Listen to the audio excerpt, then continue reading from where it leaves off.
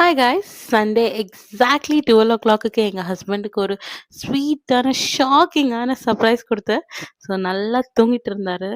அவரோட பர்த்டே இன்னைக்கு. ஸோ அதனால ஒரு சின்ன டைமண்ட் ஸ்டட் தான் ப லைக் கிஃப்ட் பண்ணிட்டுருந்தேன். நான் இதுவரைக்கும் அவருக்கு ஒண்ணும் பெருசா கிஃப்ட் குடுக்கல. பட் இன்னைக்கு என்னவோ டைமண்ட்ஸ் குடுக்கணும்னு தோணுச்சு. அதுக்கே சாட்டர்டே போய் எல்லாம் ஷாப்பிங் எல்லாம் பண்ணியாச்சு. He was very much surprised. அதுக்கப்புறம் காலையில வந்துட்டு எங்க மம்மி, டாடி வந்தாங்க.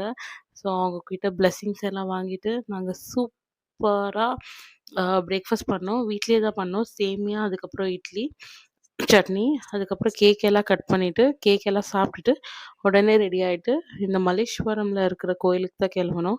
அங்க சூப்பரா இருக்குங்க சாமி. ஆல்மோஸ்ட் திருப்பதியில இருக்கிற மாதிரியே இருக்கும்.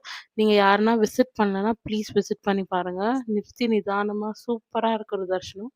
எல்லா தரிசனத்த பார்த்துட்டு, அதுக்கப்புறம் நாங்க நேரா லஞ்சுக்கு வந்துட்டு நந்தினி டிலக்ஸ் தான் வந்திருந்தோம்.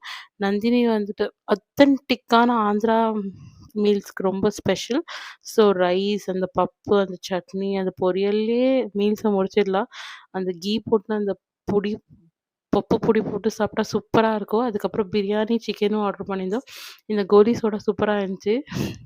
அதுக்கப்புறம் வீட்டுக்கு வந்துட்டு, அந்த பொக்கேல இருந்த ஃப்ளவர்ஸ் எல்லாம் வாசல் போட்டுட்டு டே எண்ட் பண்ணிட்டோம். தேங்க்ஸ் ஃபார் வாட்சிங். பாய்.